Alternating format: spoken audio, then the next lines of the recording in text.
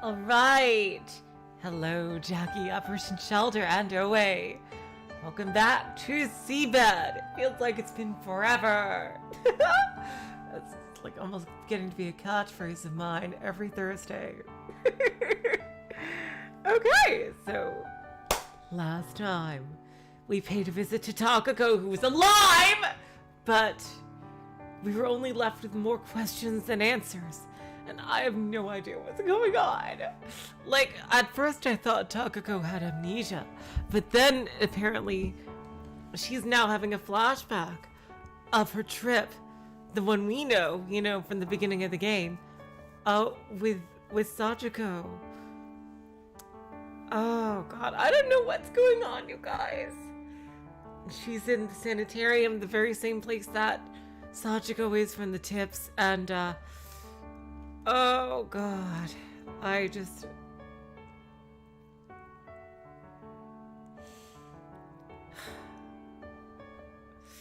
I'm worried, you guys. I don't know. Like, I think that Sachiko might be dead in Takako's world.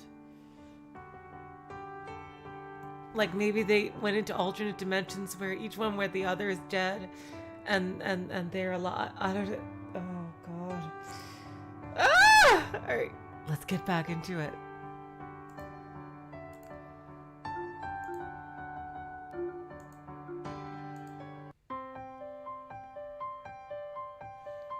Noticing that it was growing dark, I stood up from my chair and flipped on the light switch. Oh yeah, that's right, she meant Sanae. Sanae filled our empty cups with freshly made tea. You didn't run into any ghosts and such? I took a sip from steaming hot tea as Sanae asked that question. I don't believe in stuff like that. Honestly, if any place had them, it would be there. I mean, we're talking about the ruins of an old prison. You think so? Yes. Oh. Now that I think about it, weren't there some famous ruins on this island too? Really? Sanae's expression clouded over as I directed my gaze beyond the window. Ooh. I wonder if that's what causes, like, the poltergeist things to happen, if that is indeed the future. Because there's so far no reports about items going missing and having to be cataloged and everything. Like, that doesn't seem to be an issue in this current time. I like ruins. It's pretty cool to know there used to be something magnificent right where you're standing. You feel like you've glimpsed something from the lives of people you never met.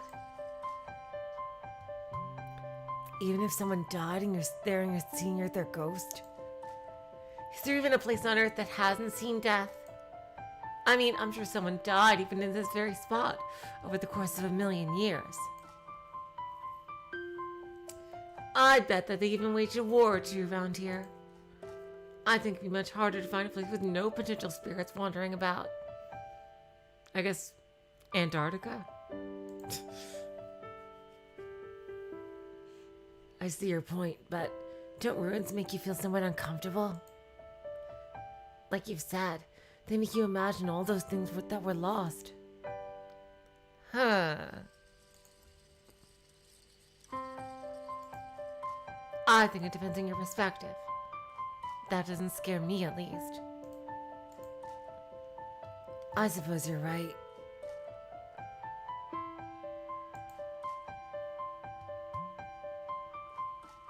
If anything, I'm much more scared of not knowing. Isn't that just your usual curiosity at work? Maybe. I've traveled all over the world, after all. Traveling sounds like fun. Have you ever wanted to travel, Sanae?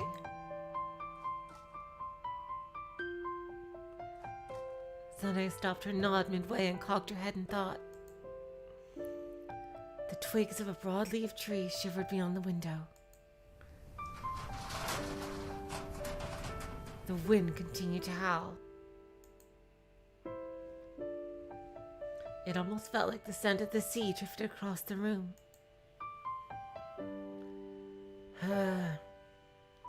I think I'd be too scared to go into an unknown place. I'd probably want someone like you to accompany me. Yeah, and I'd be too worried to let you go all on your own.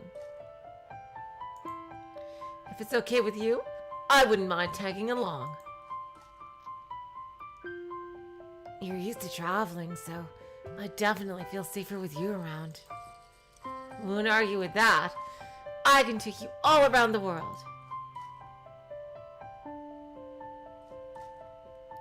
The broad smile I made caused Sanae's lips to curl up as well, albeit only slightly. But she soon returned to normal.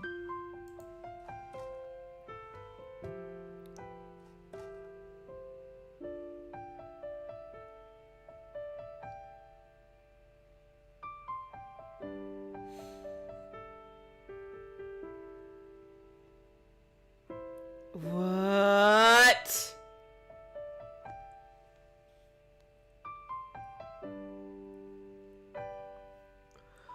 What kind of nightmarish reality is this?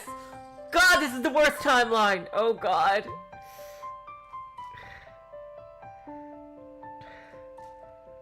I do not mean to intrude, but, why did you break up with that Sachiko person? Oh, God.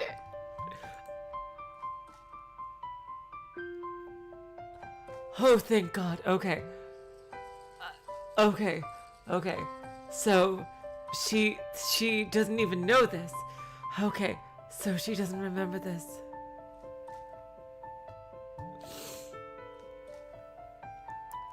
No matter how hard I thought about it, I simply couldn't remember.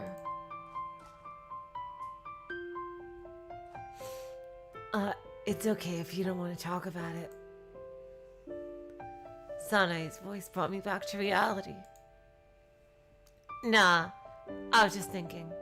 It's not like I don't want to talk about it, it's just that I can't really remember.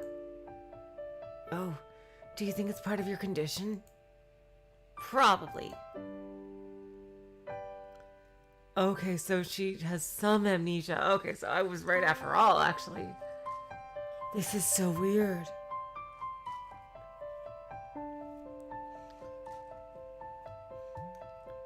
Now, why does Sachiko think she's dead?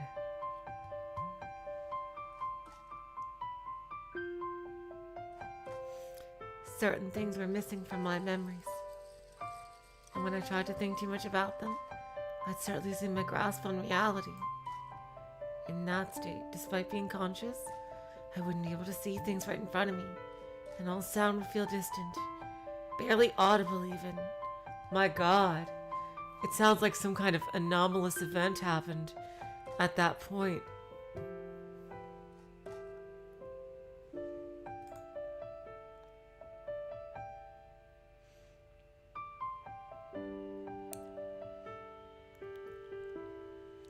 It felt like walking through a long dark tunnel with no lights, with only the boundless darkness in front of me. I'd start losing track of whether I was moving ahead, standing in place, or actually going backwards. That sensation would only last for a few moments, though.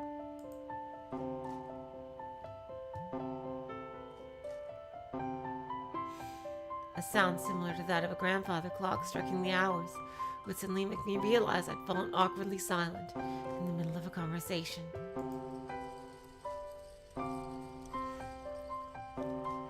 Look at the time. Mayuko's gonna be here making her rounds any minute now. Seems that way. I think I'll be going then. I don't want her to get as angry at me for making you stay up all night. It's about time you went to sleep, right? It is, yes. Sanae picked up the book she'd left on her bedside and returned it to the shelf. Good night. I stood up and returned the cane chair to its former position. Do you have any plans for tomorrow, Takako? Damn. They've both got people after them. At least, if I'm not jumping the gun here. Not sure. I'll go to the night duty room after this and ask Mayuko about it. Do you have anything planned, Sunny? Our library is open to the public on weekends, so I'll be there till noon. This has been on my mind ever since I'd first heard about it, but do people really ever come here? We have few visitors from the outside, but there have been a number of people that came looking for old books. Can't blame them. There's no older building than this on the entire island. Merely remembering the amount of dust I discovered on the shades made my throat hurt.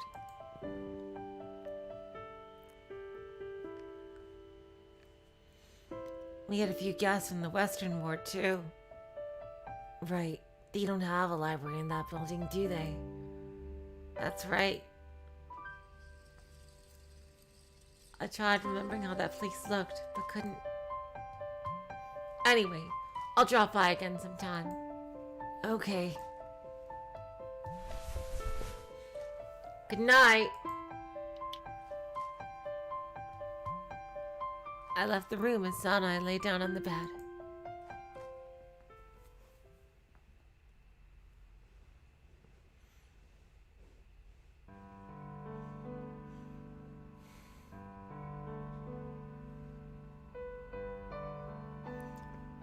I could see a light sleeping out through the window pane of the white wooden door.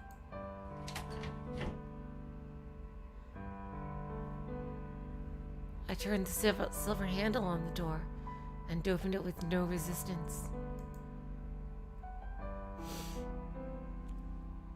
As I removed my slippers and slept on the tatami mat with a small living room, I heard a sound coming from the kitchen. Takako?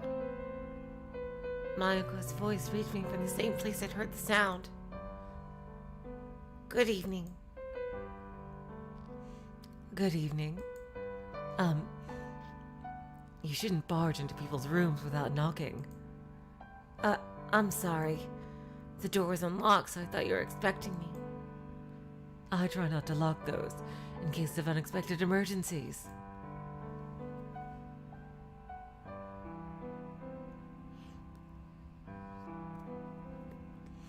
I sat down in front of the table as Mayuko appeared from the kitchen and placed a cup of steaming hot tea in front of me. Thanks.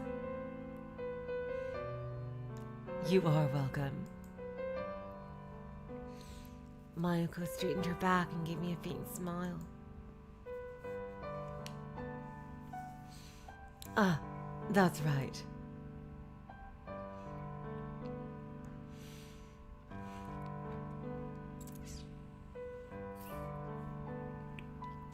She trotted back to the kitchen and returned with a red can. It made a popping sound as she opened it up. Using the lid as a coaster, she placed the can on the table. It was filled with cookies shaped like tubes, ribbons, and hearts.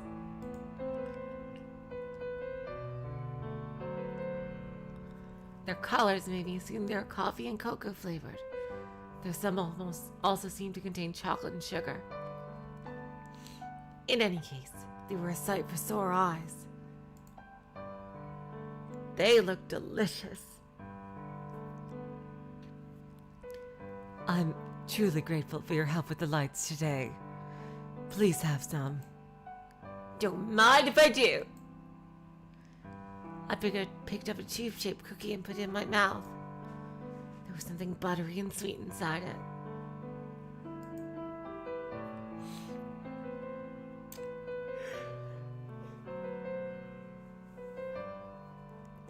The taste made me involuntarily smile. If this is the kind of stuff I get, I'll happily change those lights for you every day. I took a gulp of tea. I'll be sure to ask you again when help is needed.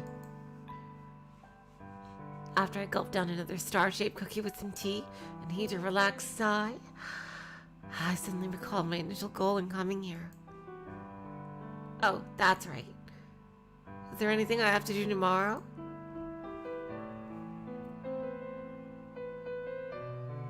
Yes. I would like to ask you to do some cleaning. Again? This is an awfully large building for so few people, so we need to clean it periodically, lest we find ourselves overwhelmed. I call that a pain in the neck. Please don't say that. What will you do? I'll be visiting the town. I almost jumped up. I'll be stuck here cleaning everyone's mess while you're out and about in the town? How is that fair? I'm not going there to have fun. Yesterday we harvested more vegetables than expected, so I'm visiting the town to try and barter for something more easily preservable. I'll help out with the cleaning if I make it back in time. Mayuko showed me her palm in a soothing gesture.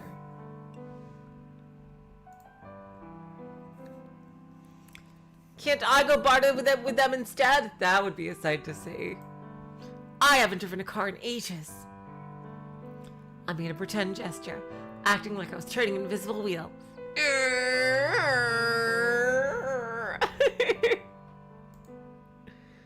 I cannot allow a patient outside without supervision, but if we go together, there will be no one to handle the cleaning.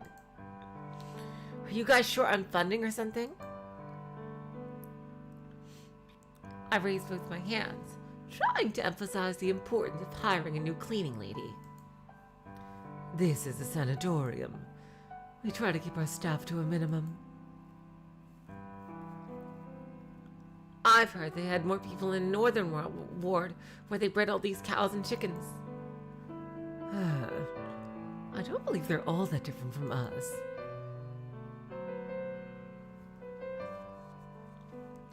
Mayuko's cool demeanor proved her to be impenetrable to my suggestions. Jeez, whatever. In that case, I'm gonna ask for that. It's been a while anyway. That? After trying each type of cookie, I picked up an extra large one with beads of sugar on top.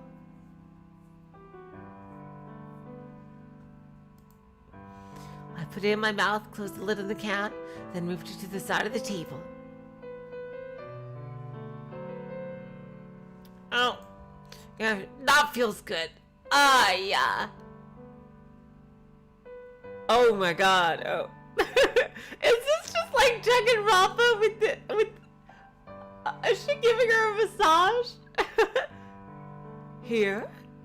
You can do it harder. Like this? I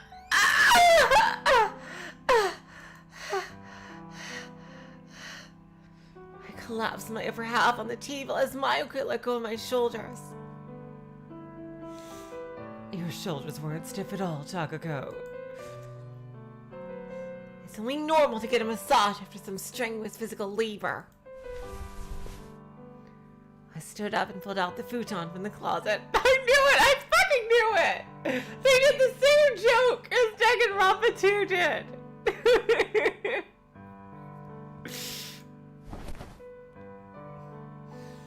I moved the table aside, placed the futon on the floor, and lay down on it. Okay, try to do it a bit more gently this time around. I'm not sure if I can keep up with you for much longer.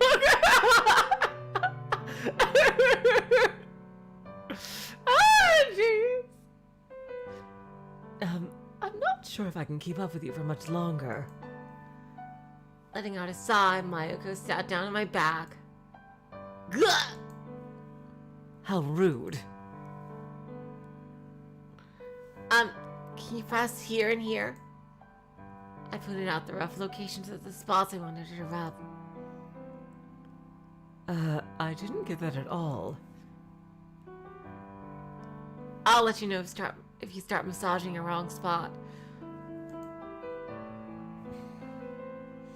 Mayuko exhaled yet another sigh and pressed the area between my shoulder bones. A little bit lower. A gust of wind rattled against the window. I could hear it whistle through the cracks. The shadows began to lightly twist and sway in the corner of the room I'd been staring at. I looked up to see that the light above was swinging on its cord. That's some pretty strong wind. It's probably some leftover sea breeze. We get strong winds near the end of autumn. After a while, it calms down a bit, and we end up with weaker but ultimately colder gusts. Sanai told me the same thing earlier today.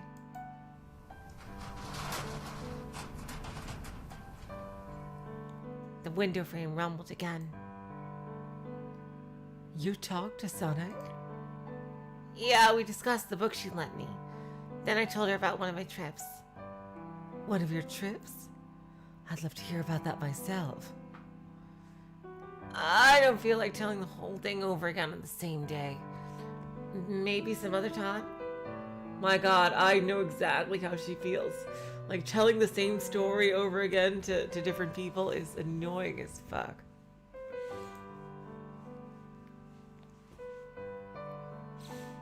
Mayuko gave my shoulders a light yet reassuring knock of the fist. Ah, that's good. I see you've grown quite close to Sanae. Well, there are so few people here, and it's always better to have more friends. No?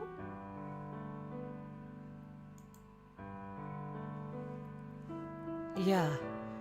Thanks to that, Sanae seems a lot more cheerful lately. Even her condition has improved. Really? Well, we found her at the library, didn't we? She used to never voluntarily leave her room, regardless of the weather. And her facial expressions have grown richer. I'm pretty sure it's your influence. Well, if you keep talking to people, you eventually end up taking on their facial expressions too, I guess. Is that so? I mean, talking means conveying one's feelings, right? And to do that, gestures and expressions are sometimes even more important than the words themselves. Like, you know, body language and all that shit. I suppose that makes sense. The wind seemed to have calmed down, making the room feel as though it was floating in a calm sea. By the way, did you know that the whites of human eyes serve to make the eye contact easier? Maybe you've noticed that very few animals actually have them. In the animal kingdom, where survival of the fittest is the law of the land, having one's actions read from their appearance would be fatal. Oh, God damn it! Did I swap them?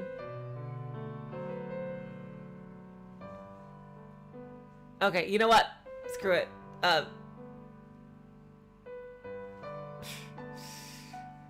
Mayuko just said that, because that was a long phrase. Meanwhile, all people need is a single look to convey their thoughts. If that continues to evolve, I wonder if words and facial expressions will become outdated as well. If that happened, things that convey emotion, like books, music, and pictures, might vanish alongside them. Sounds like an awfully dull world, if you ask me. On the other hand, though, by understanding each other perfectly, we might be able to eliminate suffering. Religion and war might cease to exist. Well, you could be right, but without books, Sanai would be out of a job. Oh, that would certainly be unfortunate. Mayuko seemed to have fallen deep in thought. Hey, your hands stop moving. I want more massaging! More, I say! Oh my God! Takako! I fucking swear, Takako. You are my fucking significant other, like, channeled into, like, every single time, like, oh my god, every single time I give a massage, like, this is such a fucking sense of deja vu. Like, always those phrases, like, hey, your hand stopped. It's like every time I gotta go, they say, like, no, I want more. It's like, oh, oh my god. Oh my god, Takako. Such a sweetheart, seriously.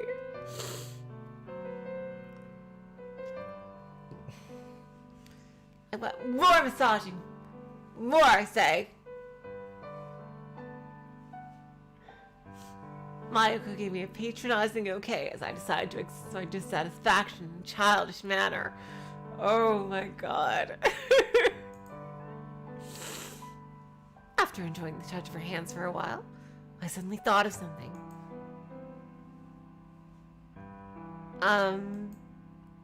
What is it?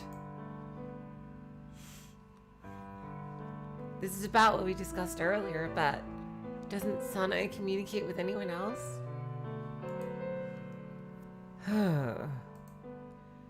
Well, for starters, there aren't many people for her to talk to.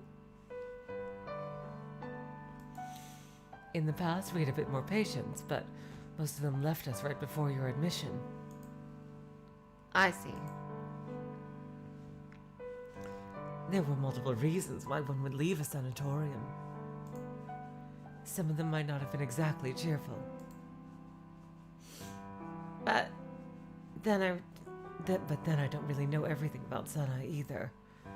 I started working here after she was already a patient. Really? Yes. I'm not that different from you on that front. Well, if there's a difference, is that I have access to the medical records.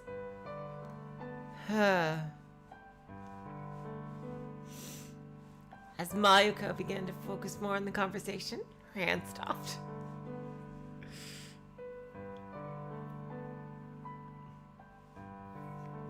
How bad is Sanae's amnesia anyway? I doubt I'm allowed to discuss that without explicit permission from the person concerned. You shouldn't ask things like that so lightly. Mayuko suddenly added more strength into her grip and squeezed my shoulder. Ah! I thought it may be of some help if I knew more. I mean, I'm sure you're familiar with those groups of people where people share their problems with each other, and that makes them feel better and stuff. You mean a support group? Yeah, that's it.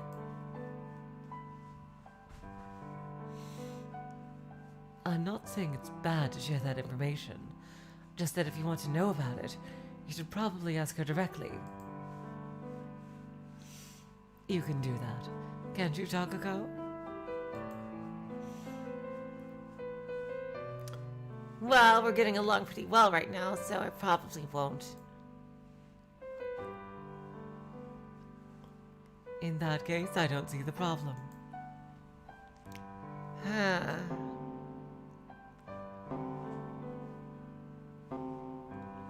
I could hear the sound of a swinging pendulum clock from somewhere.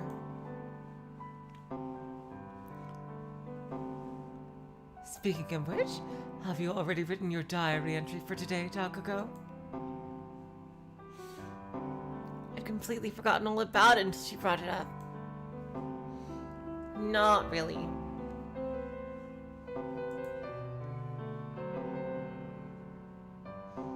It's one of your duties as a patient. I feel like I could totally start writing if I got rid of this stiffness in my waist.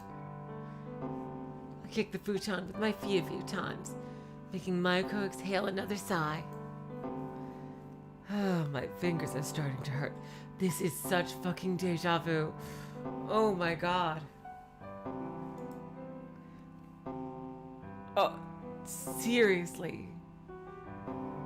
This is deja vu times. Wow. Just a bit more. As my significant other would say, 1 more minute! 1 more minute, please! It's like, that's all I ask. Oh my god. way! This is insane!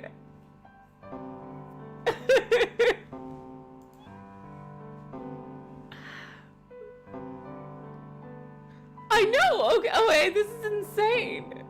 Right? I mean, seriously! Just a bit then. Mayuko shifted her position closer to my waist.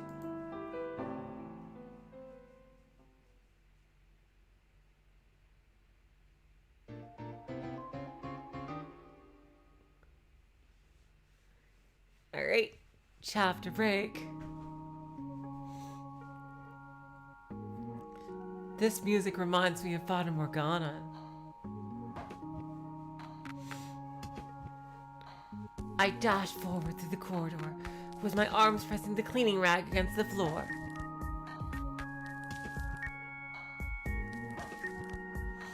The wet trail I left on the floor was easily discernible due to its darker, more vivid color. Oh, we've all seen scenes like that in different anime many times. With some more force added, I managed to make a single swipe take care of most of the dirt. The smell of wet wood flooded my nostrils.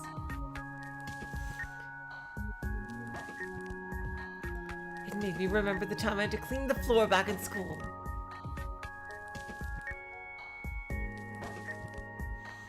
I read somewhere that the memory area of the human brain is sensitive to smell. I didn't know how many times I smelled this odor when I was in school.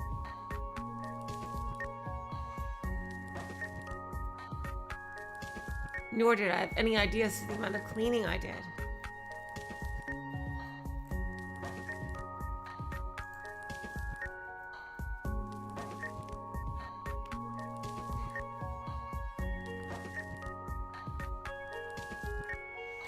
I most likely had experience with classrooms, corridors, toilets, the teacher's room, the roof of the principal's office, and the local train station.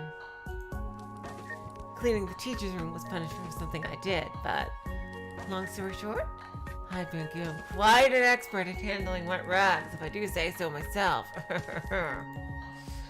The thought made me smile as I continued to go back and forth along the old floor, enjoying the smell of wet wood. Eventually, all of my trails connected, leaving not a speck of dirt in the corridor.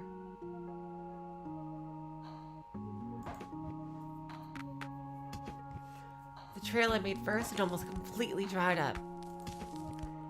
I used just the right amount of water, neither too little nor too much, and so the final result was nothing short of perfection, if I said so myself.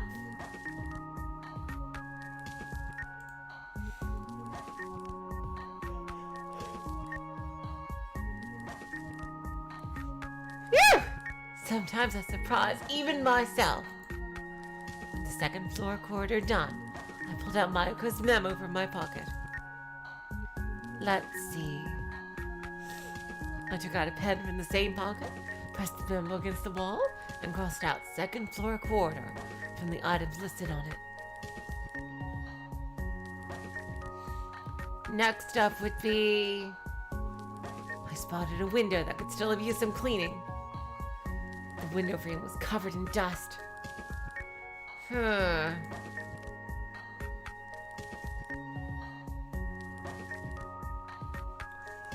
imagined Mayuko pushing her finger against the windowsill, showing off the dust collected on it with an angry expression on her face.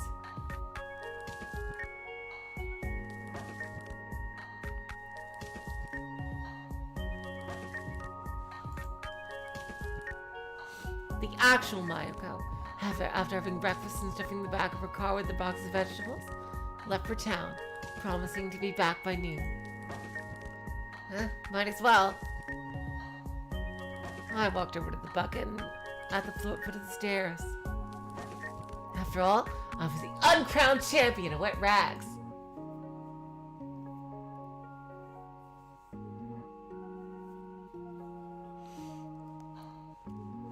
The somewhat chilly wind from the sea cooled off my body as it heated up from all that exercise. Leaning against the wooden frame of the window, I gazed up at the blue sky. Then I shifted my view towards the scenery of the port town.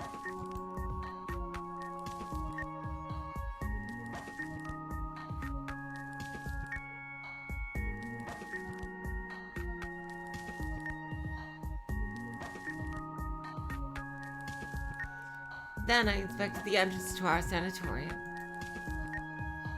Then I spent a few moments gazing at the large tree next to the parking lot. Slacking off. The sheer abruptness of her voice nearly made me fall out the window. I'm guessing that was, yep. Absolutely stunning. I turned around and saw Sana standing in front of me. She seemed to have returned using the connecting corridor. I kept the door behind her open to keep the air circulating.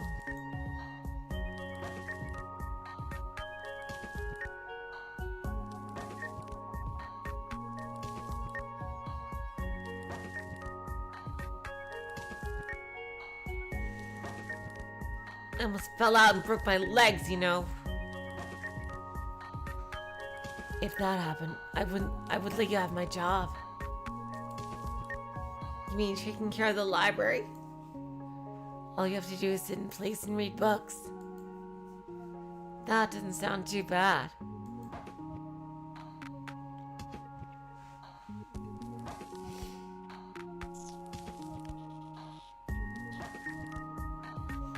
Have you finished cleaning? I'm finished with this place at least. What about you? It's almost 12 o'clock, so I was on my way to have lunch. Wait, it's already noon? Sana pulled up the sleeve of her turtleneck and checked her wristwatch.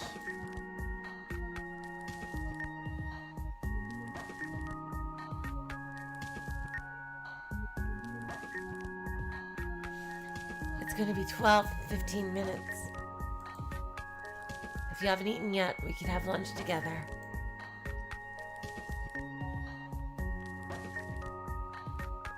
Hello, Void Dweller. Welcome to the stream.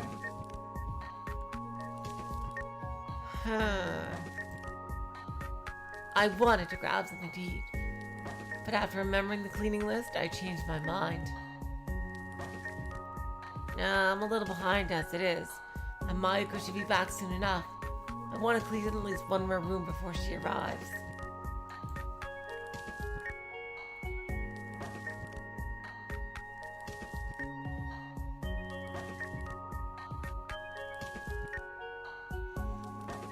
I see. We walked back to the stairs where I'd left my bucket. I waved Sana goodbye as she descended.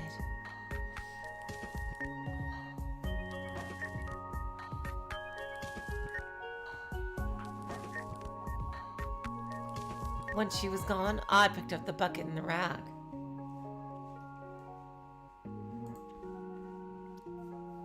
Gotta hurry this up. I continued to the next room to clean.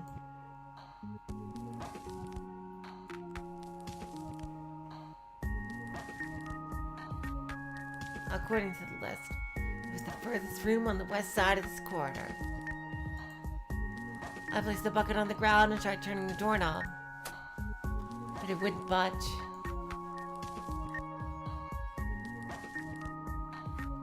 Huh? Uh-oh, I don't like the sound of this.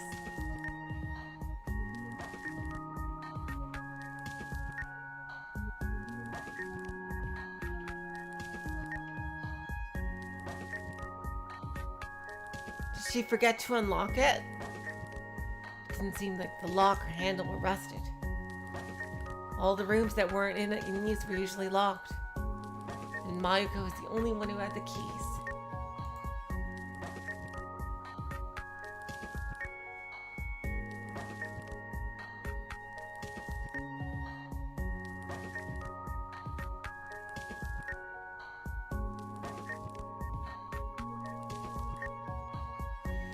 I let the knob go and stood in front of the door, not knowing what to do.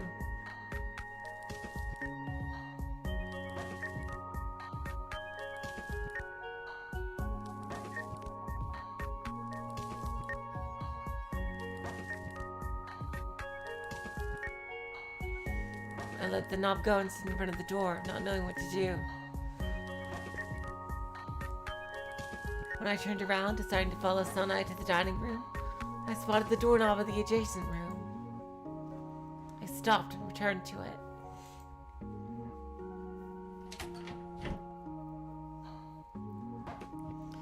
As I turned the knob, the door opened with a low creaking sound. Oh. Interesting. It's this room.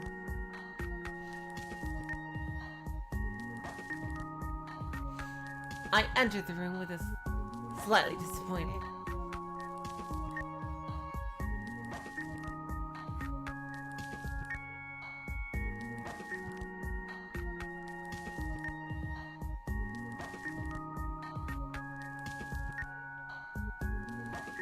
I parted the curtains on the opposite end of the room. Yep, it is, Void Dweller. I made a joke about it before. I'm surprised you didn't notice it.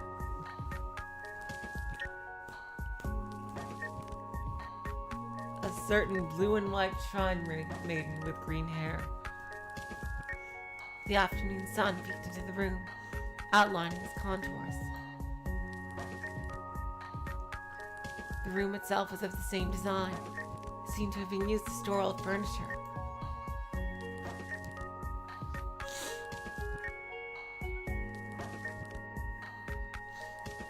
I could spot a big sofa, a ceramic vase, a wall clock, and a lamp, all ancient looking and covered in dust.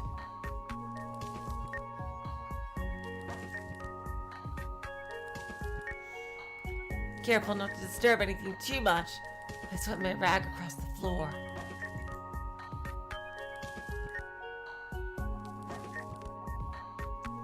The rag turned black from the dirt, prompting me to chuck into my bucket. After a bit of washing, though, I realized it ended up blackening because of the water as well.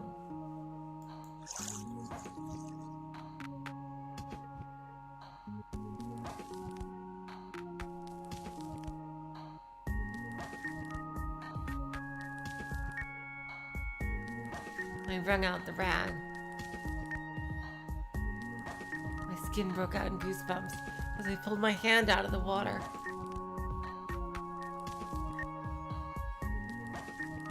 Even the temperature felt lower in this lonely room.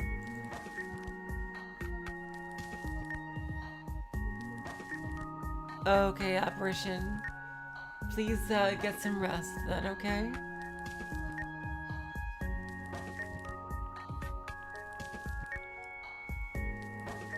Okay, I'll see you later, apparition. Please get some rest. If you're feeling sick. A gust of air touched my hand, making me shiver. The dry, cold air stimulated my nostrils from the mask as I inhaled.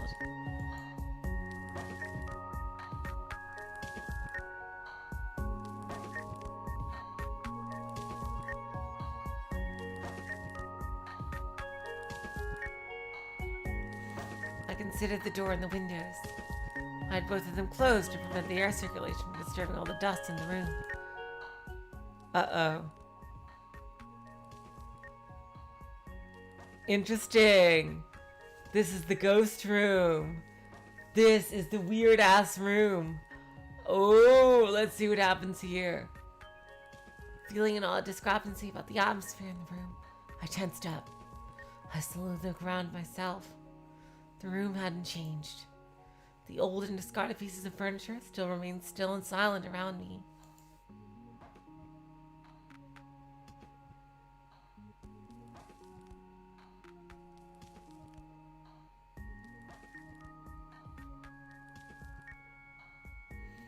I checked the corners of the room, but I still couldn't shake off this feeling of odd discomfort. As I slowly moved my head up and down, I suddenly started hearing a sound. Uh-oh. Damn, that's creepy. It suddenly sounded like a faint howling coming from the distance.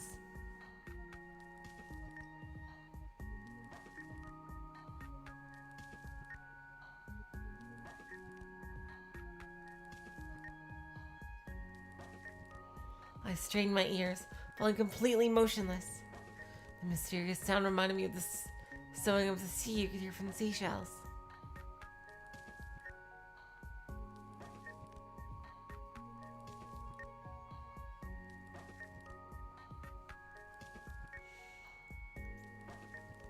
It felt as though it came here from the opposite side of some long tunnel.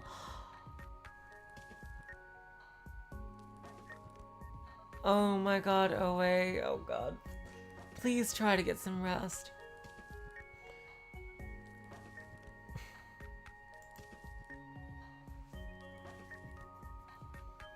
I straightened my ears again, hoping to maybe find a hole in the room somewhere. But this time I heard a different sound. It was a weak rumbling noise from beyond the window.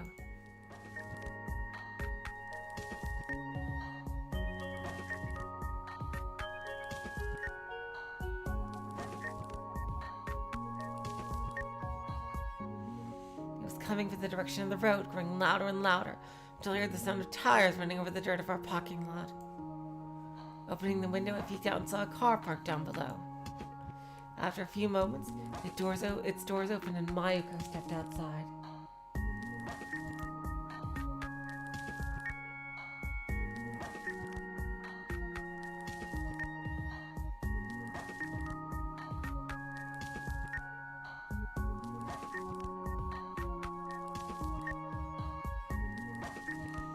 Welcome back.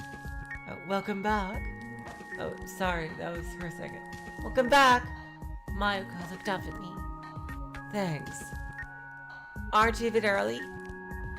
I might be. Could you come down and help me carry some of the bags? I thought you wanted me to clean your house. I brought presents. Aww.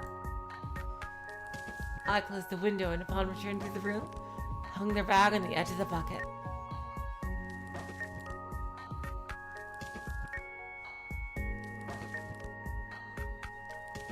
Putting my cleaning duties on hold up for the time being, I left the room.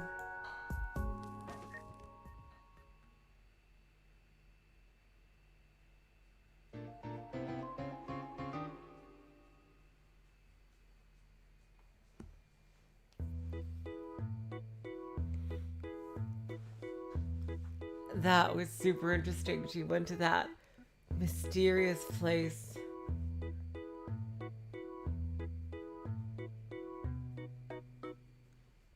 Sanai! I brought something cool for you.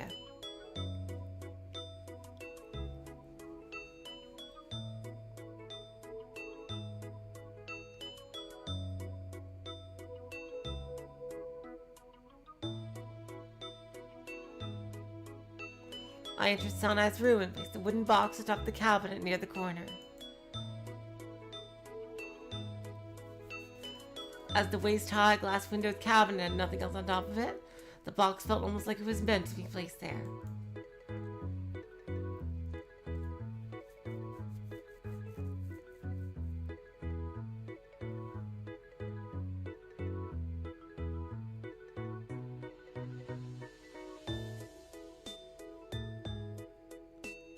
What's that? Huh? Oh, what's that? Huh? A record player. Sana was a bit overwhelmed at first, but when she heard my words, the corners of her lips curled up in anticipation. The front of the black wooden box has a drawer with a glass cover, as well as two square-shaped holes above it.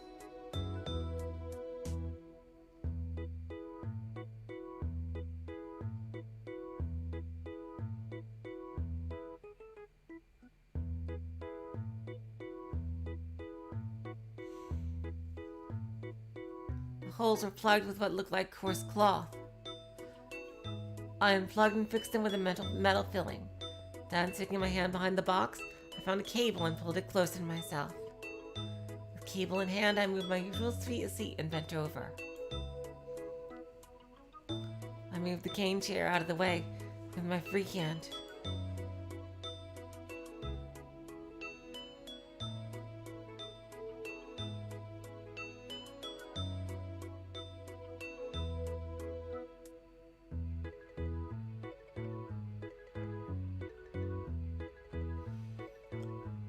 I think it should be around here.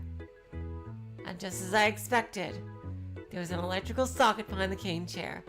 I plugged the cable still carried on my right hand into it. Are you sure I can have it? It looks expensive. I stood up from under the shadow of the chair, brushing dust off my hands.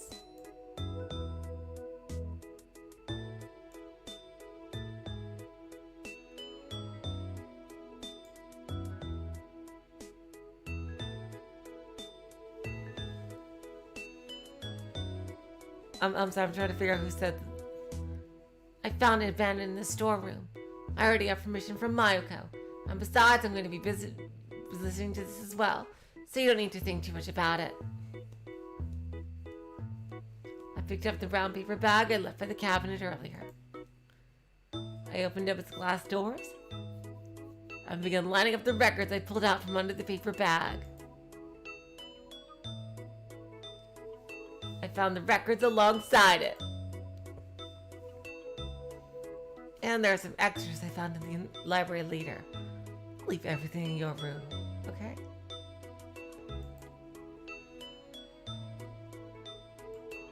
Sure.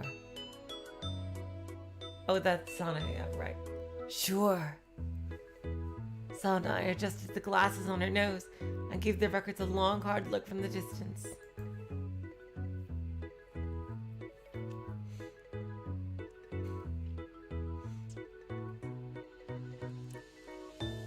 Well then, let's see if this still works. Is there anything you want to listen to, Sanai? I inspected the records with my fingers as I finished lining them up.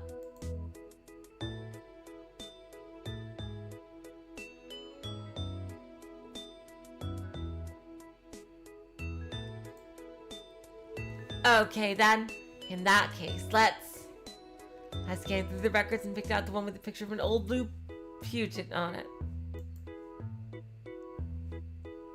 I took the record out of its case and placed it on the rotating turntable.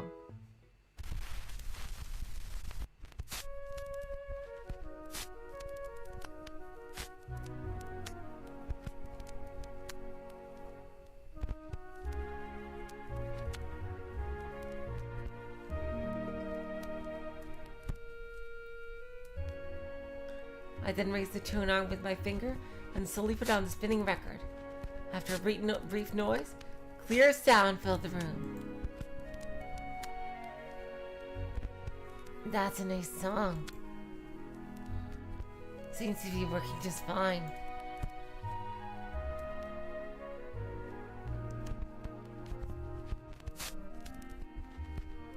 I picked up the Puget record case.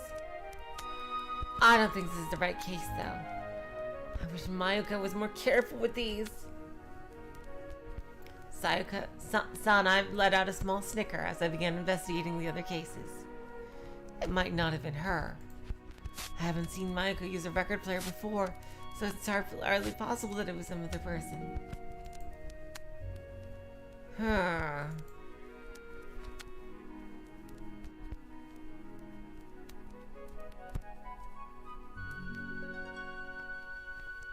There were more people here before you came. Mayuko said the same thing. When you two put it like that, it sounds almost like it's my fault everyone left.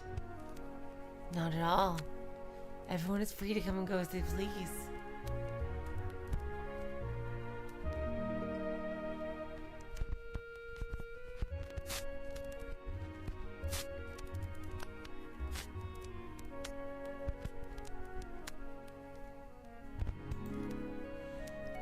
As they please, huh? Well, I suppose that's not entirely true. The sanatorium is open for people with special memory disorders, but it's not like it offers any kind of treatment. Interesting.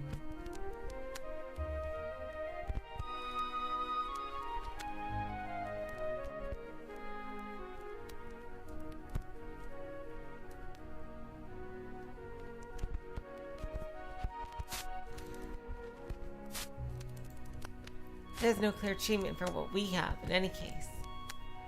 It's just a place For people who would find it problematic to survive on the outside because of their symptoms. As such, once that reason is no longer applicable, everyone leaves. That's all there is to it. For people who find it problematic to survive on the outside. Yes. The specific details of our conditions doesn't really matter beyond that.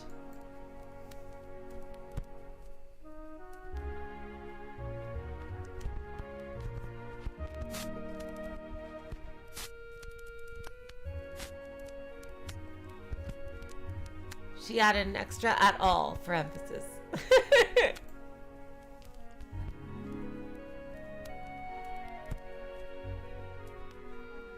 Alright, you guys, I just need to take a little bit bathroom break. I will be right back.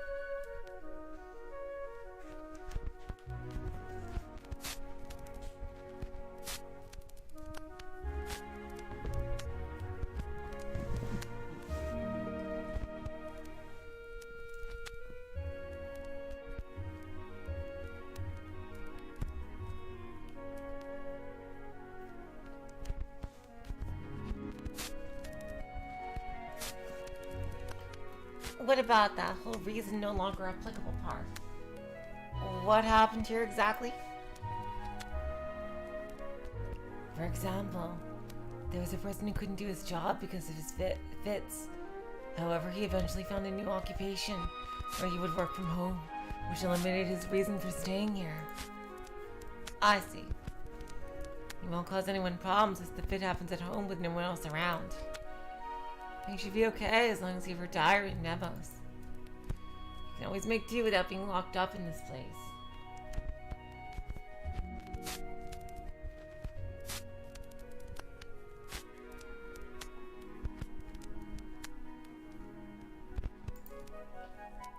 That's right.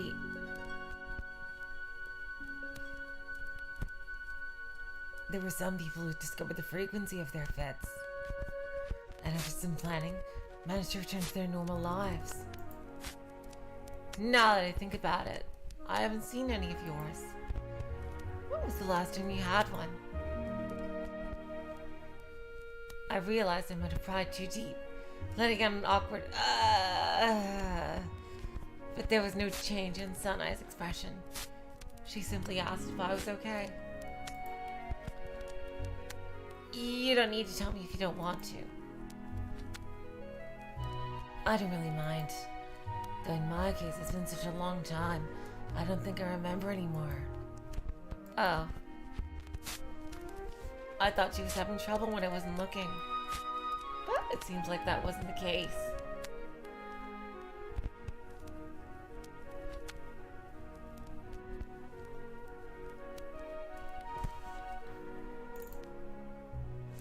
But then, how long are you still planning to be here?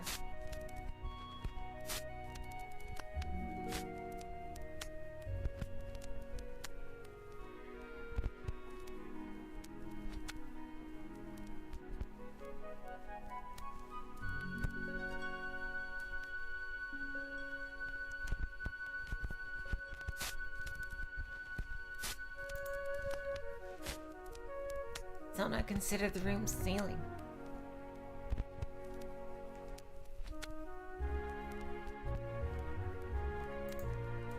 Good question. I suppose I don't have a significant reason to remain here. It's just that I've been here for so long that going outside sounds like too much of a hassle at this point. That totally makes sense.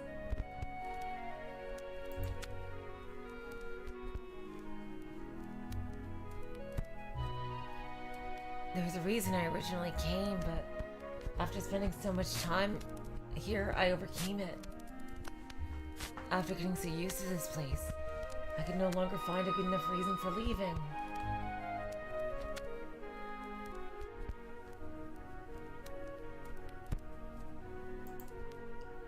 You're only here because it's more convenient this way? Yes. After that, she fell completely silent.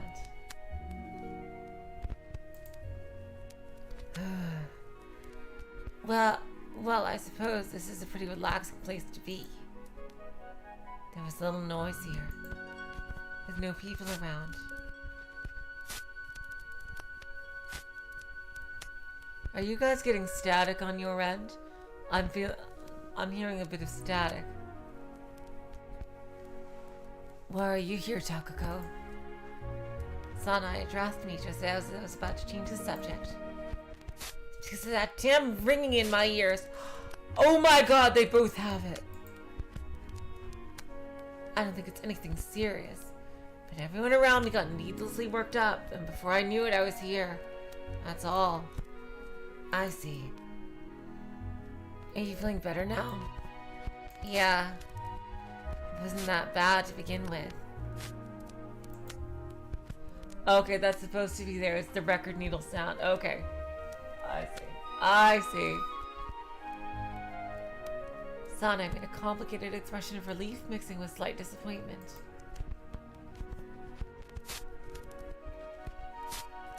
So you're planning to leave soon, Takako? Nah.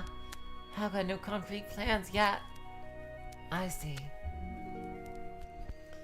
Mayuko doesn't want to let her precious workforce go. Sana made a complicated face again, almost as though she didn't know what to say. A slightly unfitting background music was playing behind her. It made me feel somewhat gloomy. It was difficult to describe, much like her expression from before.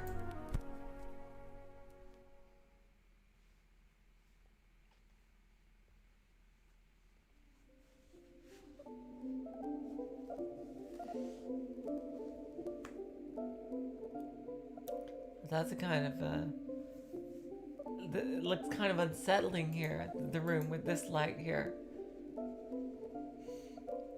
I tried dropping by the night eating room later that night, but Mayuko wasn't there. With the door locked and me unable to wait inside, I had no choice but to return to my own room and lay down on the bed.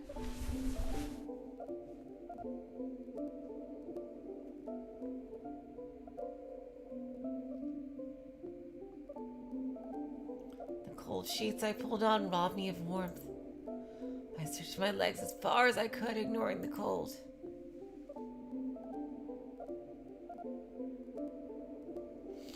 After shifting to my back, I closed my eyes. It had been a while since I've seen that weird pattern behind my eyelids. It would sometimes flicker like an old film reel, and there were letters spinning around in a spiral pattern. Upon closer inspection, I realized it was the alphabet.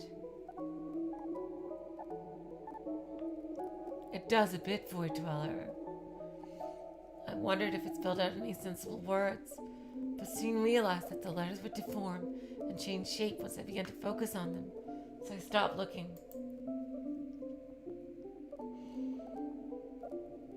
All the conversations I had throughout the day raced through my mind. If only I'd said this or that back then. As I began to ponder my conversation with Sanai, I suddenly realized that she had never really told me why she was originally sent here. I wondered what was wrong with her. Was it some kind of untreatable fits? She said that only people who couldn't live normally on the outside would be sent here.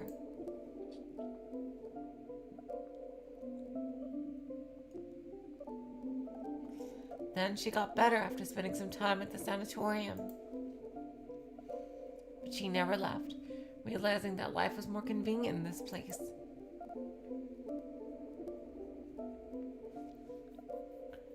Nowadays, she worked mornings in the library and spent the rest of the day reading either there or in her own room.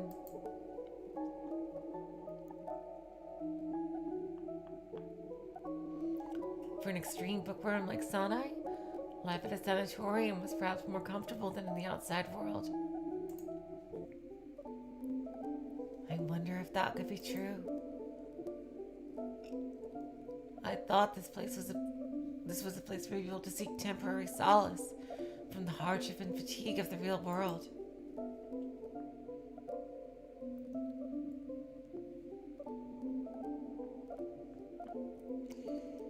An environment completely isolated from the outside, where you relax and collect your thoughts for a while.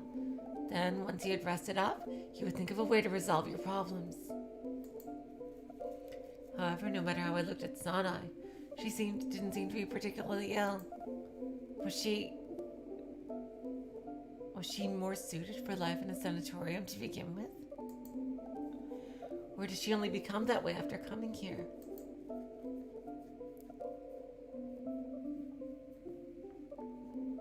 I remembered what she told me about how the whites of human eyes evolved.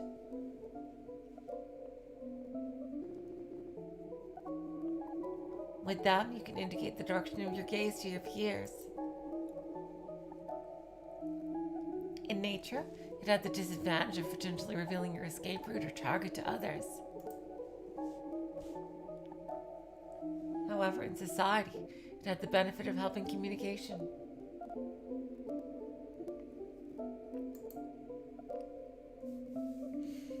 Sanai loved books and lived her life completely immersed in them.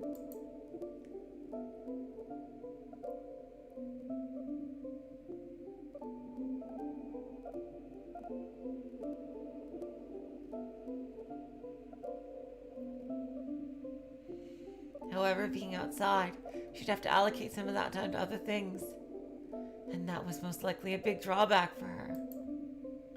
In here, she could work at a library, which was obviously a huge bonus. I felt like that something about this wasn't quite right. I began to think, what problem in the outside world could have driven her to come to this place?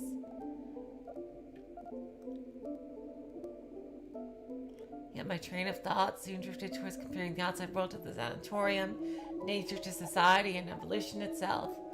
Absolutely, Jackie, the things you think about at night. I decided to return to my initial point. Sanai faced a certain problem outside.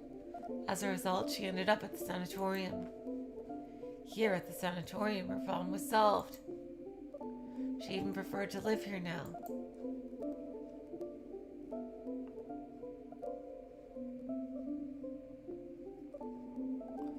If I had to draw a parallel with evolution, she was like a fish who used to live in the sea, but due to some problem, either a lack of food or too many predators, ended up evolving lungs to move to the surface.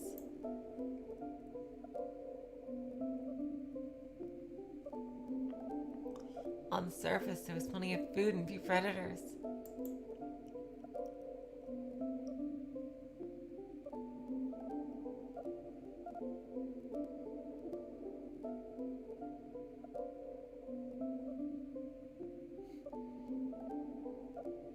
As she spent her time on the surface, she developed arms and legs.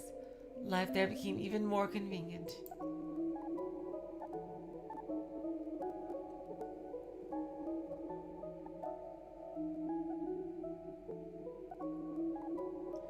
I still felt like something was off about this. In this scenario, the fish left a poor environment for a richer one. The sanatorium, however, was an environment both smaller and poorer than the outside world.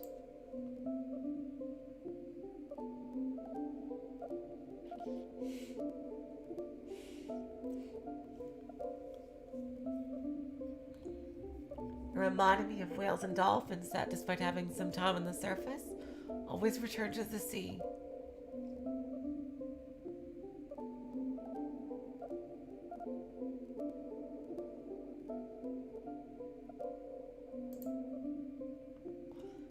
Sanai, unable to endure the rigorous competition that the otherwise plentiful and delicious food on land required, decided to return to the calm sea.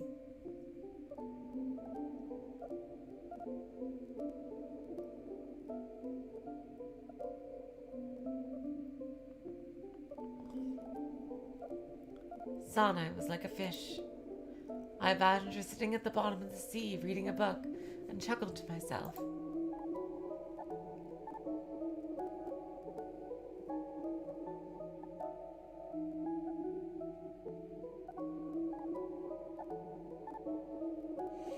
I wish I could tell her to come up and bask in the sun at least once in a while.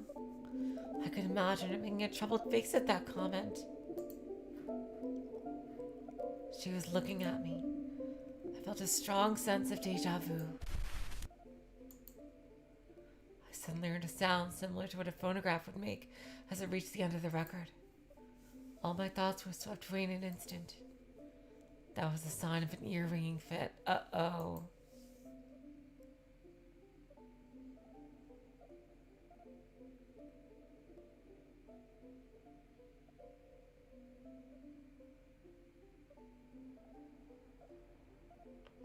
I felt completely motionless, trying to avoid causing any rustling. I took a deep breath so as not to panic. I could hear the sound of the air.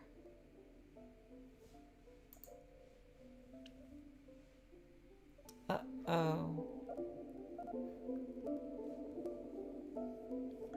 Listening in, I slowly confirmed that no sound seemed to be exaggerated. The ear ringing didn't happen. Exhaling, I glanced at the clock on the side table.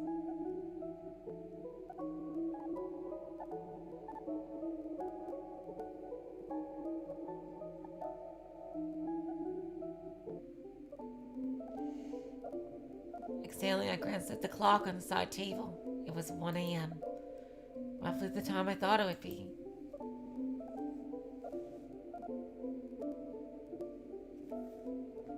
I closed my eyes again. I pulled the already warm sheets up to my shoulders. I fixed the cushion of the pillow to make sure my head was at the same height as it would be when I was standing straight.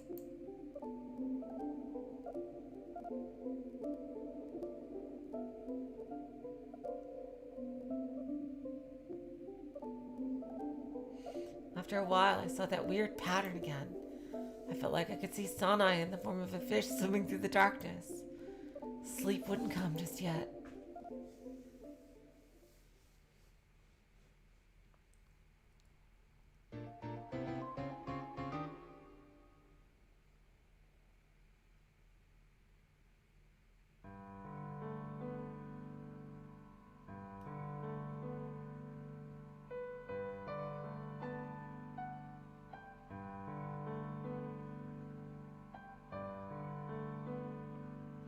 The heels of my shoes clicked against the stone pavement of the inner yard.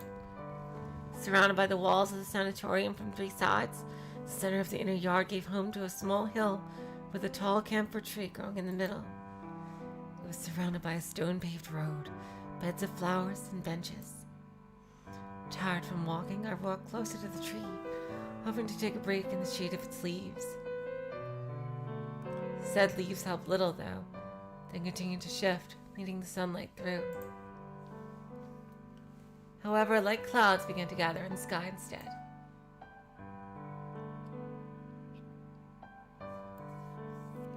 Good morning.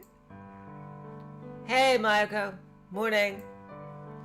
What are you doing here?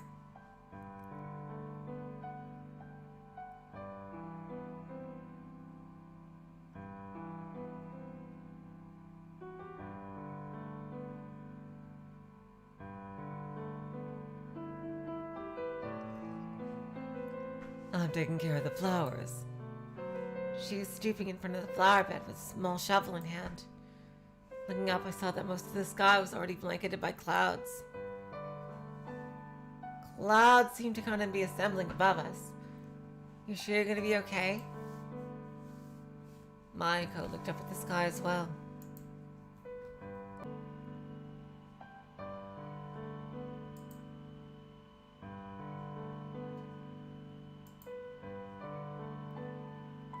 Uh-oh.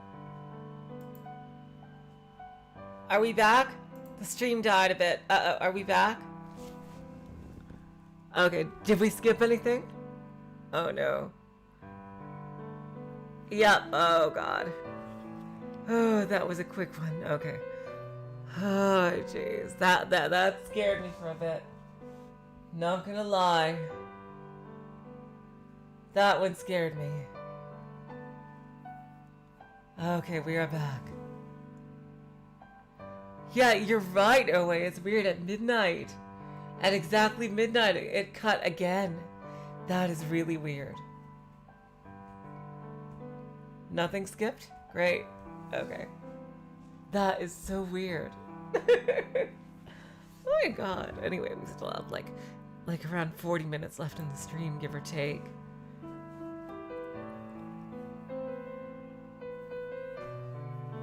Mayako returned her gaze to me. I think it should still be okay if I finish by lunch. Is there anything I can do to help? Are you sure? As long as you make me some tea afterwards. Sure. Mayako narrowed her eyes and smiled. I crouched in front of one of the flower beds and dug a hole in the soil, mimicking Mayako. I took out the seedling from the pot she had with her, and sticking it in the hole, covered its roots with dirt.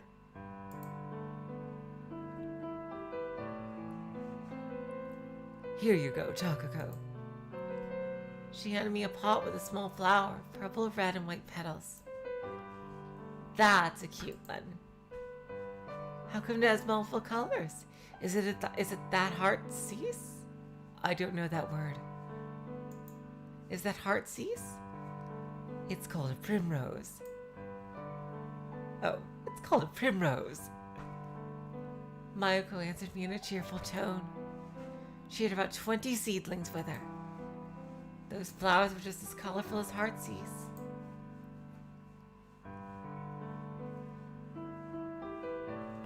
Even in their randomly aligned pots, they still look beautiful. We're lucky to have that many flower beds. Can I plant them in any order I want? Yes, go ahead. Those can be group planted, so you're free to arrange them in any way you wish. I'm good at this kind of thing. I'll make an art piece out of these things. Rolling up my sleeves, I inspected both the flowers and the flower beds. Do you like flowers? Yeah. Well, not enough to be a gardener or anything, but I like them. What's your favorite flower? Mayako addressed me as she stirred the soil, adjusting the position of the red flower she planted.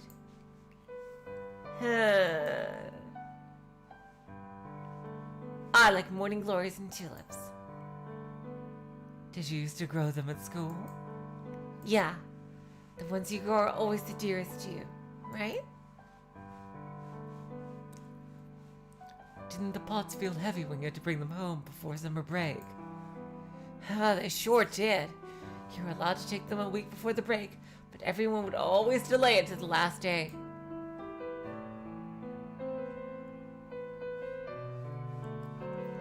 I can imagine you only bringing back your lunch bags and sportswear on the day of the closing ceremony.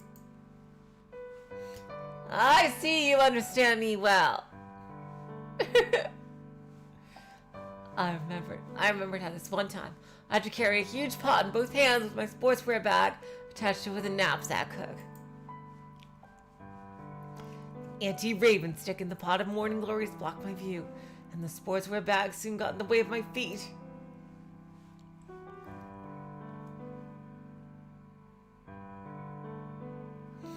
As I talked, I decided where I wanted to plant the flowers and tentatively placed them on the flower bed. As I began balancing them out, Mayuko glanced at my handiwork. Don't you feel the purple one would look better here? You think so? That's the feeling I get, at least. If possible, I'd like to have that side have more red and pink. Mayuko made several gestures to point out her preferred positions. I see. So you want to balance out the colors to an extent. It would look more beautiful that way, wouldn't you agree? Gotcha. Then, how about this? I changed the positions of a few flowers according to her instructions. That's good. I really like it. Okay then, I'll go with this. Thank you. It was my first time seeing Mayuko be so into something.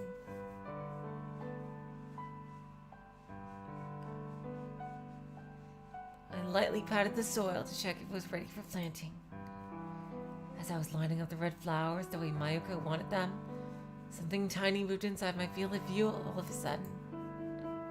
Ah, a caterpillar. There was an out-of-season, yellowish-green caterpillar crawling along the flower bed. It was moving towards Mayuko's direction. Where is it? There. It's a Ulysses butterfly. We can't let it wander around here. Mayuko scooped up the caterpillar along with some of the soil, then lightly flung it towards the central tree. You're okay with bugs? I like butterflies.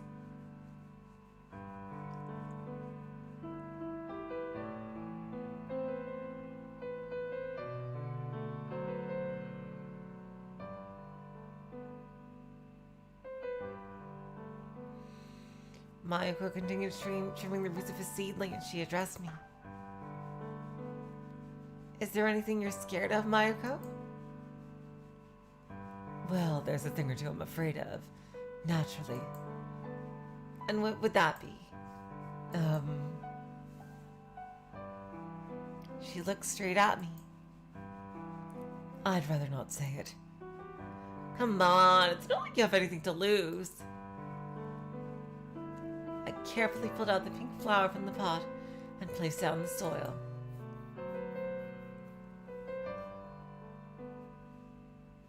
I knew she was thinking that. I can't help but feel you'll end up using it as some prank against me in the future. I won't. How old do you think I am?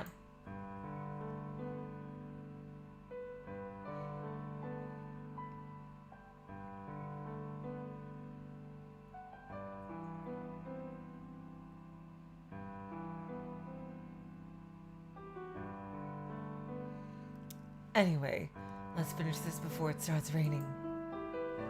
Mayuko pursed her lips, ignoring everything else I tried to say.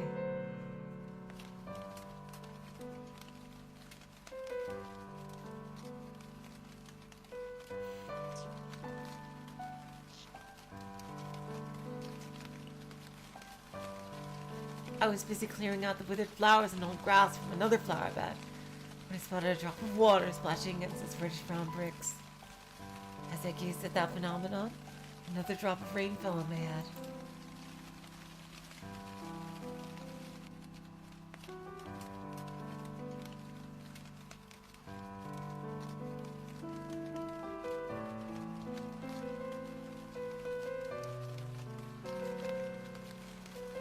hear the light pattering of rain as it fell into the tree leaves. Here comes the rain. Mayuko brushed off her sweat with her sleeve.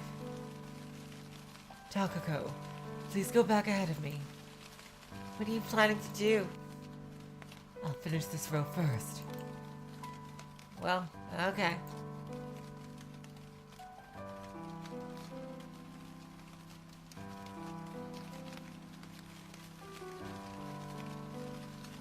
I stood up, holding an empty pot in a bag of old grass, then hurried towards the door leading back into the building. I opened the door and left all the things I'd been carrying at the entrance. Then I continued down the hallway, its wooden floorboards creaking against each of my steps, toward the night duty room.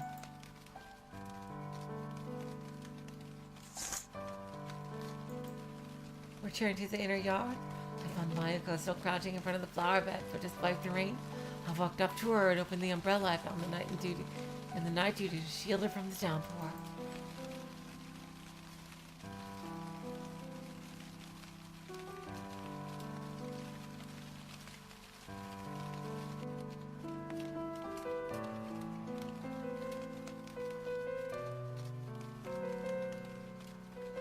Thank you very much.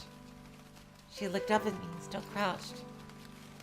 A lot of people would be inconvenienced if you got the cold.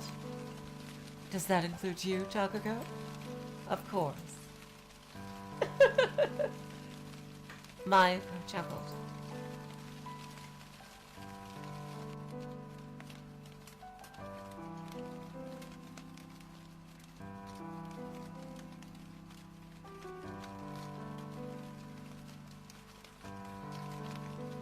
I'll prepare the bath as soon as I'm back.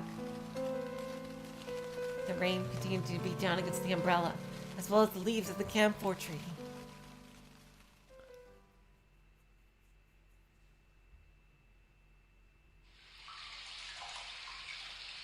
Oh wow, this is beautifully drawn.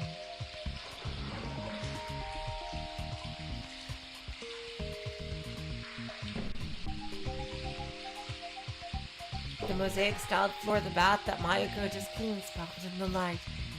At the other end of the room, I could see a bunch of yellow plastic bowls neatly arranged in the shape of a mountain. I sat down in front of the shower and turned its handle. The moment I did, the lonely bathroom hall was filled with the sound of running water. After spraying the hot water all over myself, I took extra care to wash off the dirt that I got on my hands and under my fingernails. Once I was done with that, I continued to the bathtub.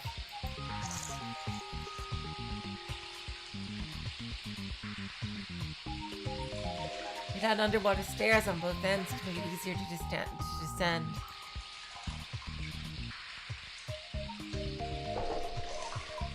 The first step reached up to my knees. I stepped on it, sending a wave across the tub. Countless ripples disturbed the previously calm surface of the water. Oh! I jumped in up to my shoulders right away, sending some of the steaming water from the black bathtub splashing across the mosaic-style tiles surrounding it.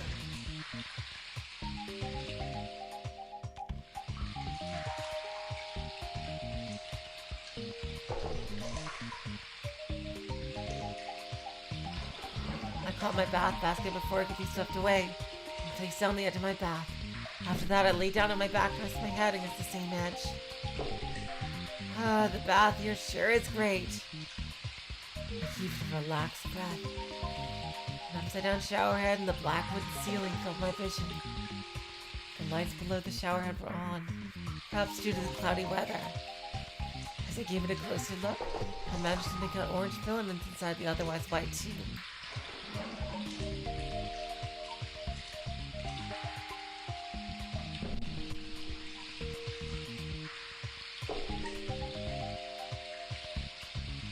Steam drifted lazily across the bathroom.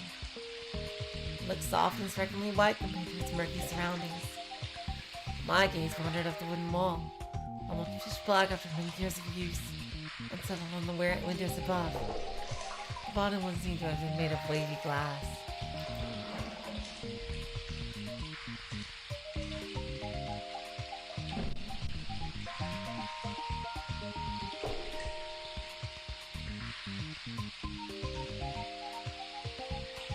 I can hear the beat of the rain against them.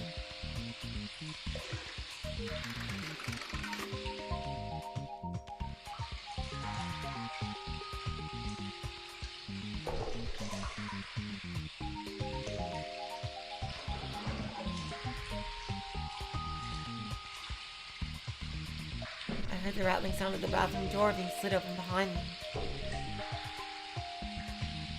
Turning around, I saw Mayuko with her front hidden by a towel.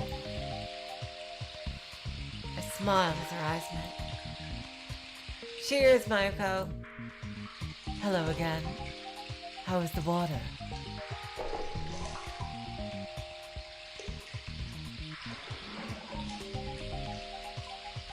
Mayuko slowly descended the stone stairs. At the foot of the stairs, there was an odd lamp that reminded me of watermelon western street lamps.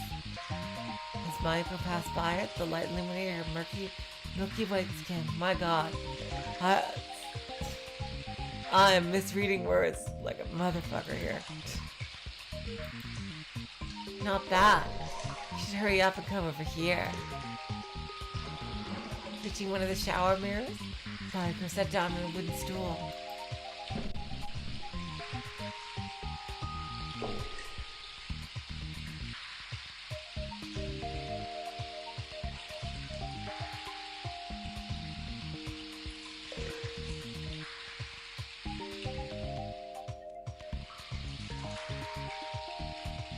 I have to wash off all this dirt first. Mayuko picked up a basket from the neighboring stand and put it on her own. Then, lowering her hand towel to her knees, she reached out towards the shower handle. Ah, be careful. That one's gotta be pretty hot. I tried to warn her, but she'd already turned the handle by the time I finished.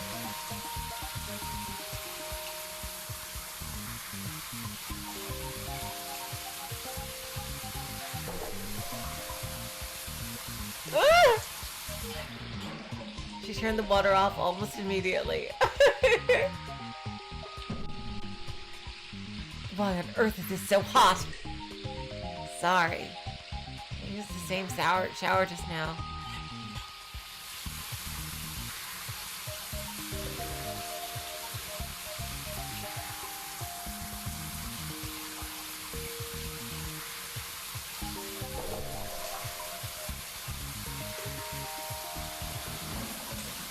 Mayuko picked up the shower head, made a face toward her basket, and turned the handle again. She then fiddled with the blue and red knobs for a while, adjusting the temperature of the water. I thought I'd be boiled alive.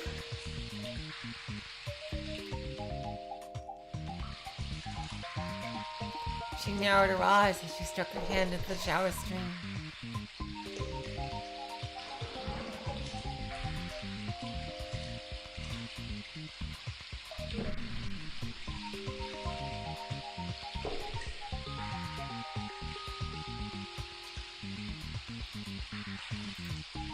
I moved closer to her stand, sending waves across the bathtub. Oh, are you approaching me? I can't check you out without getting closer. The hot water spilled on the shiny tiles, turning into steam. After confirming the temperature with her palm, Mayuko began to wash herself. She first raised her head a little, then sprayed some water on her chest, then leaned her head forward. She pulled her hair up with one hand, then sprayed water on her neck, letting it trickle down the length of her back.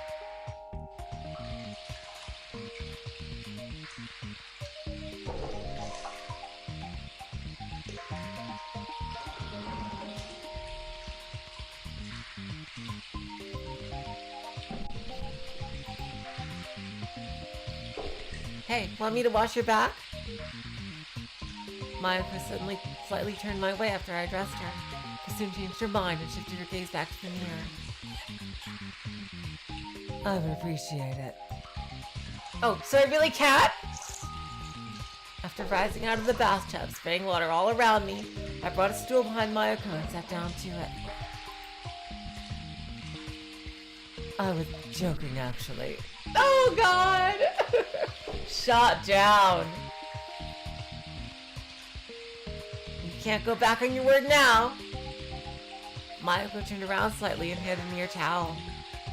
After taking the towel in one hand, I proceeded to place a piece of soap on it.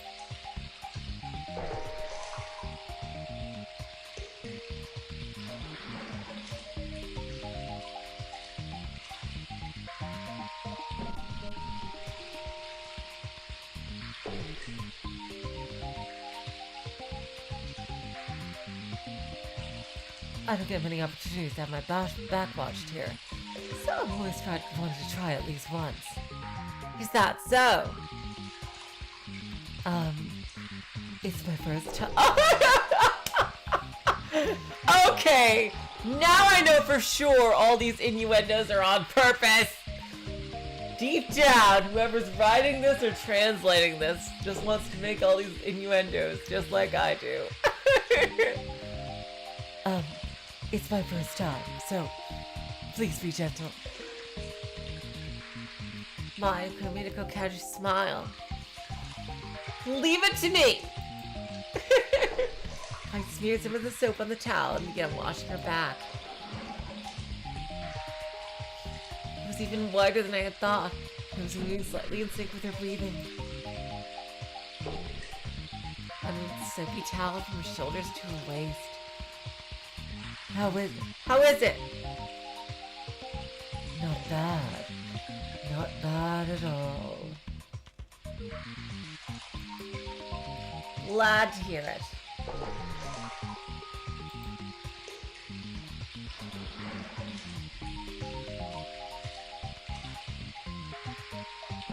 I rested my head against the edge of the bath and considered the ceiling. There was no trace of any lights on it. However, there was an odd slanted line going across its center. It seemed like the ceiling consisted of 2 rows of planks, and that line was a chunk between them.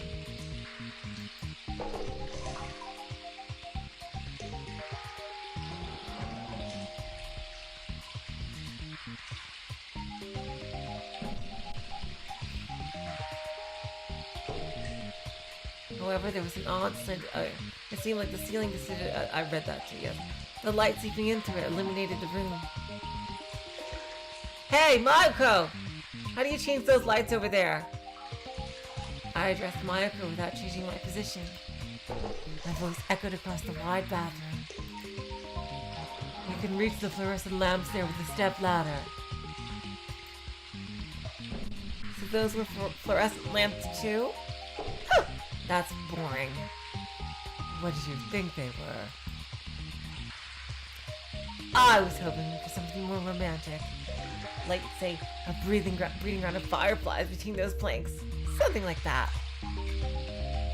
Is that romantic? It sounds creepy to me.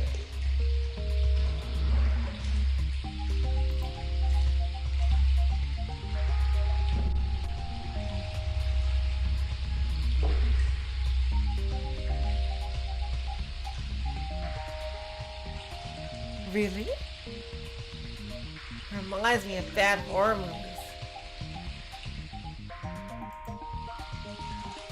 What about luminous moss then? That sounds pretty bad too. Why? I don't know. To me it feels just kind of wrong to mix the artificial with something living.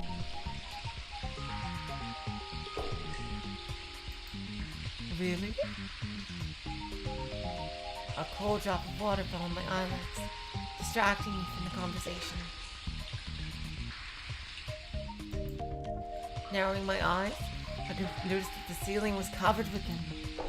They were slowly moving across the planks, accumulating at their edges, and dropping down once they'd grown big enough. Spotted one of them right above my head, and instinctively closed my eyes and turned my head sideways.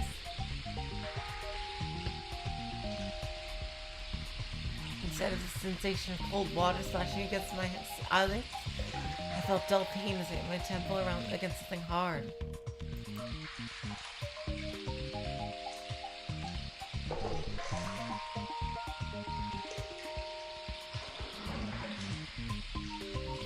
What are you doing? Nothing. I sat up, rubbing my aching head, and met Mayuko's worried gaze. It seemed like I hit my head against the faucet. Oh God. It was located slightly from the rest of the bath edge. Its constant stream of hot water served to keep the water in the bath fresh.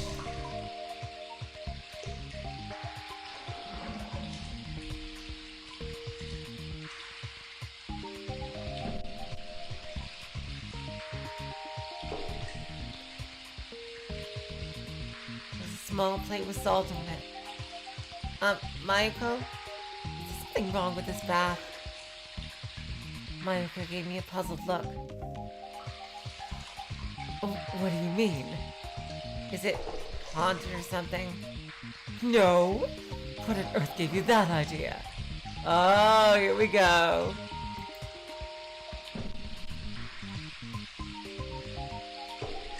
Mayuko seemed concerned. Then why is there salt here? Just in case?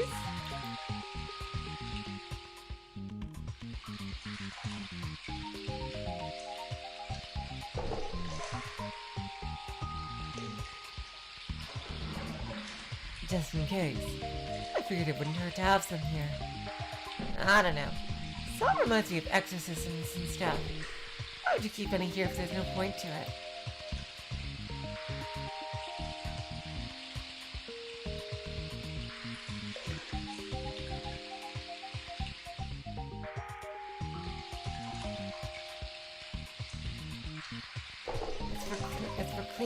It's for cleansing yourself.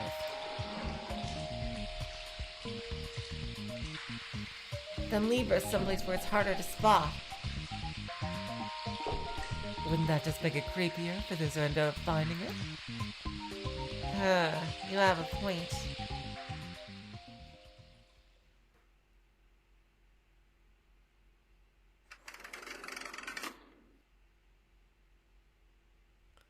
Mayuko made an audible sniff as we left the bathroom. Drops of water dripped down on the wooden floor. Here you go. I picked up 2 towels from a shelf and handed one to Mayuko. Mayuko wrapped herself in the towel, then pulled off a smaller one from the shelf and wrapped that around her head. I wiped myself dry with my own towel, walked to the long shelf that had the basket with my clothes on it, and began changing. I put on my underwear and was pulling my sweater over my head when... Achoo! Did you catch a cold or something? After managing to jam my head through the collar, I carefully pushed my hair through it. Once I finished changing, I glanced toward Mayuko and noticed that she only had a towel on, even as she was drying her hair.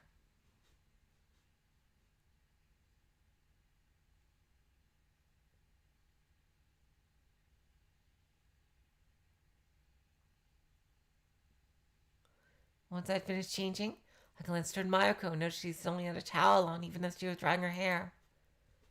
You should put on some clothes before you start getting cold. All right.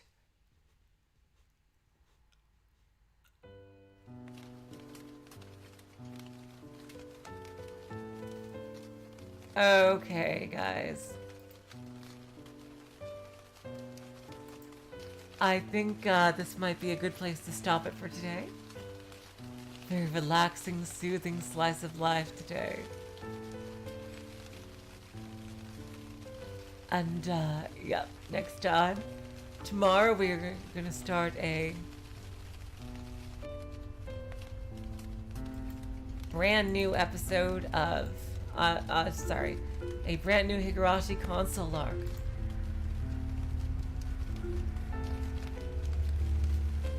Yeah.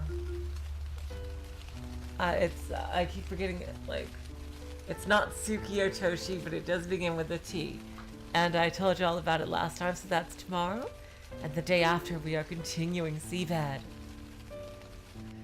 So I'm super excited about that. Some very relaxing, nice slice of life today with some innuendo and some just relaxing scenes of pure relaxation at the sanatorium, which seems a lot like a spa at some points to me. Alright, y'all. Until next time, I will say, so long, farewell, auf Wiedersehen, good night. You are all the sweetest of hearts. See ya.